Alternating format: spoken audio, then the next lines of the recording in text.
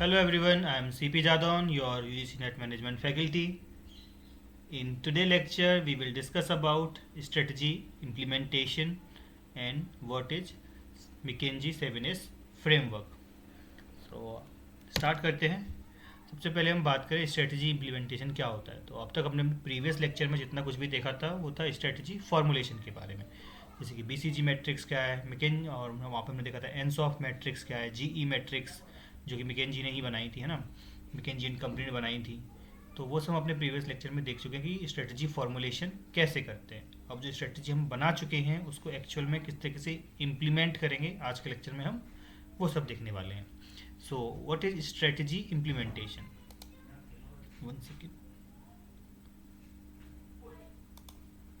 Strategy implementation refers to the process of putting strategic plan into action so that organizational objective can be achieved. Same thing जो मैंने अभी बोला कि जो हमने स्ट्रेटेजिक प्लान बनाया है through different different matrix and everything, उसको हम एक्चुअल में कैसे ग्राउंड में पुट करें, तो वो होता है हमारा स्ट्रेटेजी इम्प्लीमेंटेशन. सो की आइडिया क्या है. Strategy formulation decide what to do. Strategy formulation बताता है क्या करना है हमें, while strategy implementation focus how to do it, कि वो काम कैसे किया जाएगा. सो स्ट्रेटजी फॉर्मुलेशन में आपका प्लानिंग स्टेज होता है, focus on analysis and decision making. आप एनालिसिस करते हैं इन्वायरमेंट की, आप डिसीजन लेते हैं वहाँ से, and concern with strategy design.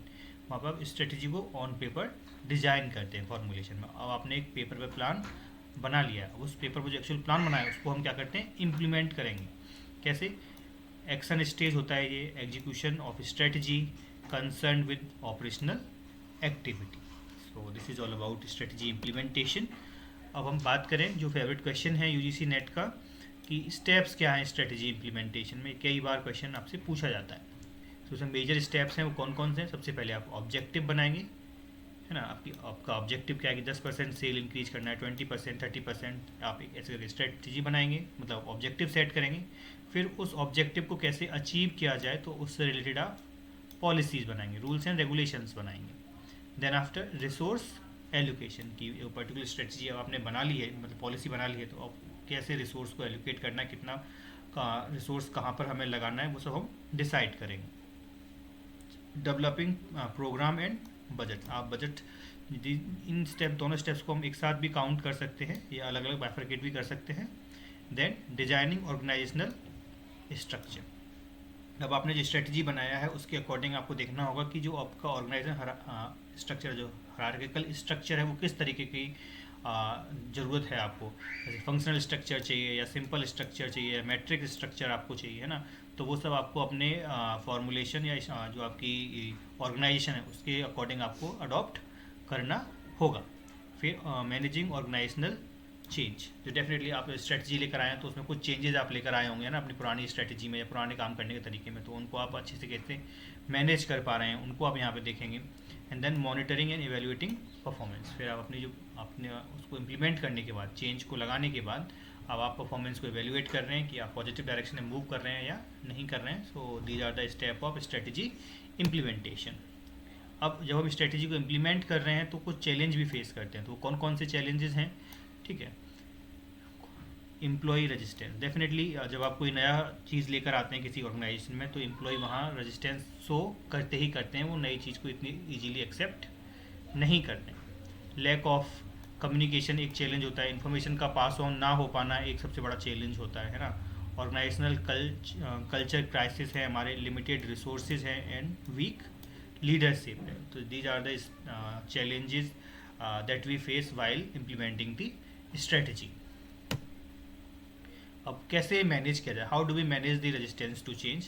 सो अगर हम देखें तो इफेक्टिव कम्युनिकेशन, सेम थिंग जो हमने अभी इशू देखे, अब इनकी कैसे रेमेडी प्रोवाइड करें. So there are effective communication, employee participation. आप लोगों से बात करें, आप लोगों को बताएं कि क्यों चेंज ज़रूरी है, उन्हें आप कॉन्फिडेंस में लें, है ना.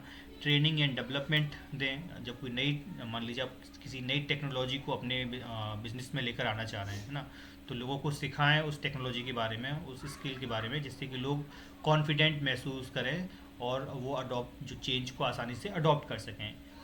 इंसेंटिव एंड मोटिवेशन, डेफिनेटली आप इंटेंसिव इंसेंटिव दें, लोगों को मोटिवेट करें। स्ट्रॉन्ग लीडरशिप, जहाँ से आप लोगों को परसुएट कर सकें। एक स्ट्रॉन्ग लीडरशिप पोजीशन होगी तो वहाँ से लोग उन्हें सुनते हैं और मोटिवेट महसूस करते हैं। So these are the factor how you can manage the resistance to change. अब हम बात करते हैं 7S फ्रेमवर्क की। 7S framework is the same thing, कैसे आप स्ट्रेटजी को इम्प्लीमेंट कर सकें। तो इसके लिए मैकेंजी ने एक 7S फ्रेमवर्क बनाया था, तो हम इसे डिटेल में देखेंगे, ये हमारे सिलेबस का पार्ट भी है। So McKinsey 7S framework was developed by consultant at McKinsey and company. तो मैकेंजी एंड कंपनी ने इसको बनाया था। It explain the 7 internal element must align for successful strategy implementation. तो मैकेंजी ने 7 इंटरनल एलिमेंट्स बताए जो कि हमें एक साथ अलाइन करके रखने होते हैं जब किसी हम चेंज को लेकर आते हैं, जिससे कि हम स्ट्रेटजी को अच्छे से इम्प्लीमेंट कर सकें। तो इन्होंने उन एलिमेंट्स को दो पार्ट में बाइफरकेट किया, hard element and soft element. ये एक इम्पॉर्टेंट पार्ट है जो हमें याद रखना है कि हार्ड एलिमेंट में कौन से आते हैं और सॉफ्ट एलिमेंट में कौन कौन से एलिमेंट्स हैं, क्योंकि यहाँ से सीधा सीधा एक क्वेश्चन पुट अप कर लिया जाता है। आपको 4 ऑप्शन दिए जाएंगे, उसमें से पूछ लिया जाएगा कि इनमें से कौन सा हार्ड एलिमेंट नहीं है या सॉफ्ट एलिमेंट नहीं है या है। इस तरीके से वो आपसे क्वेश्चन पूछ लेते हैं। तो हम बात करते हैं अगर हार्ड एलिमेंट की, तो वो आपके हैं स्ट्रेटजी, स्ट्रक्चर एंड सिस्टम। वहीं सॉफ्ट एलिमेंट्स की जब हम बात करते हैं तो वो है shared value, style, staff and skills. अब ये क्या है? अगर हम बात करें स्ट्रेटजी की, तो स्ट्रेटजी एक प्लान है, एक आपके पास एक फुल प्रूफ प्लान है पेपर पर, जिससे आप इस्तेमाल करते हैं कि आप अपने कॉम्पिटिटर हैं उनसे आप कैसे बेहतर कर सकें। तो वो होता है स्ट्रेटजी। देन स्ट्रक्चर वही कि आपका जो ऑर्गेनाइजेशन हायरार्किकल स्ट्रक्चर है, रूल्स एंड रिस्पॉन्सिबिलिटी किस तरीके से डिवाइडेड हैं, आपको मैट्रिक्स स्ट्रक्चर फॉलो करना है या फंक्शनल स्ट्रक्चर फॉलो करना है, वो सब आपको यहाँ पे देखना होगा। वहीं सिस्टम है आपका, सिस्टम से मतलब डेली एक्टिविटी से पार्ट है, प्रोसीजर का पार्ट है कि आप क्या प्रोसीजर और प्रोसेस है किसी काम को करने का। तो जो हार्ड एलिमेंट इसको इसलिए बोला जाता है क्योंकि ये विजुअल होते हैं और इन्हें ईजीली आप आइडेंटिफाई कर सकते हैं, तो इसीलिए इन्हें हार्ड एलिमेंट बोला जाता है। तो जब हम सॉफ्ट एलिमेंट की बात करते हैं तो शेयर्ड वैल्यू क्या होता है? Core belief of organisation. हर ऑर्गेनाइजेशन की एक शेयर्ड वैल्यू होती है जो कोर बिलीफ होता है और उसके इर्द गिर्द ही सारी चीज़ें काम करती हैं, है ना। वही स्टाइल कि आपकी लीडरशिप जो स्टाइल है वो किस तरीके का है, पार्टिसिपेटिव है, अथॉरिटेटिव है ना, या डेमोक्रेटिक है, ट्रांसफॉर्मेशनल लीडरशिप स्टाइल है, वो किस तरीके का आपका लीडरशिप स्टाइल है। देन स्टाफ आपका ह्यूमन रिसोर्स किस तरीके का है ना, वो जो हम स्टाफ में बात करते हैं। एंड स्किल कि आपके पास जो ह्यूमन रिसोर्स है उसकी कॉम्पिटेंसीज कैसी, उनकी कैपेबिलिटीज़ क्या हैं, तो वो सब आपका स्किल्स में आएगा। So hard elements are easier to define while soft elements are related to people and culture. ये एक इंपॉर्टेंट पॉइंट है कि कौन से एलिमेंट्स हैं मैकेंजी 7S फ्रेमवर्क में जो पीपल एंड कल्चर से रिलेट करते हैं, तो वो कौन से सॉफ्ट एलिमेंट है। अब ये पूरा फ्रेमवर्क है मैकेंजी 7S फ्रेमवर्क का, कि इसके बीच में सेंट्रल आइडिया क्या है हमारा, शेयर्ड वैल्यू है, और इसके इर्द गिर्द ही चारों चीज़ें मतलब जो जितनी भी 5 और 6 जितने भी एलिमेंट्स हैं वो सब होते हैं। तो वहीं स्ट्रक्चर हम ऑलरेडी डिस्कस कर चुके हैं क्या है, organisational structure and hierarchy. Strategy वो एक आपके पास प्लान होता है। देन स्किल्स, जो लोगों के पास कॉम्पिटेंसीज हैं, आपके एम्प्लॉय के पास क्या कैपेबिलिटीज़ हैं, वो सब यहाँ पे होते हैं। वहीं स्टाफ मतलब आपका ह्यूमन रिसोर्स। स्टाइल आपकी लीडरशिप स्टाइल कैसे, जिससे कि आप अच्छे से मैनेज कर सकें, लोगों को आप मोटिवेट कर सकें। सिस्टम की आपका काम करने का तरीका क्या है, प्रोसेस क्या है। So this is the core idea of McKinsey 7S framework. जब हम से सेंट्रल वैल्यू की बात करते हैं तो ये क्या है, शेयर्ड वैल्यू की जब हम बात करते हैं तो shared value represent the core belief and organisational culture को वो बताता है। They influence employ behaviour, decision making and organisational identity. तो shared value are at the centre of model. एक ये हमें की पॉइंट भी याद रखना।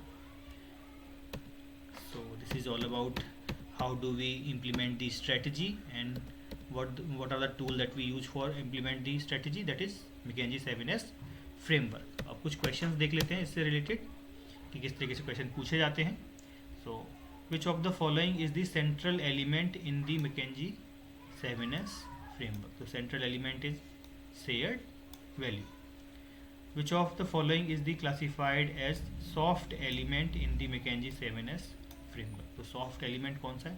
देखो स्ट्रेटजी, स्ट्रक्चर एंड सिस्टम, ये इजीली आइडेंटिफाई किए जा सकते हैं, देखा जा सकता है। वहीं स्किल्स को आप देख नहीं सकते हैं, ये लोगों से रिलेटेड है, तो इसको हम सॉफ्ट एलिमेंट में कंसीडर करें। So correct answer is D, that is skills.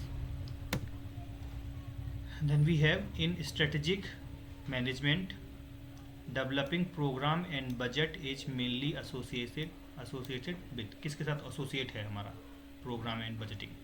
तो स्ट्रेटजी फॉर्मुलेशन है, स्ट्रेटजी इम्प्लीमेंटेशन है, इन्वायरमेंटल एनालिसिस है, स्ट्रेटजी इवेल्युएशन है। सो स्ट्रेटजी फॉर्मुलेशन का पार्ट तो नहीं है, इन्वायरमेंटल एनालिसिस भी नहीं है, स्ट्रेटजी इवेल्युएशन भी नहीं है। सो एलिमिनेशन के बाद कौन सा ऑप्शन बचता है? Option B, so that is strategy implementation. Question number 4 का आंसर क्या होगा, ये आप मुझे कमेंट बॉक्स में बताइएगा। Thank you.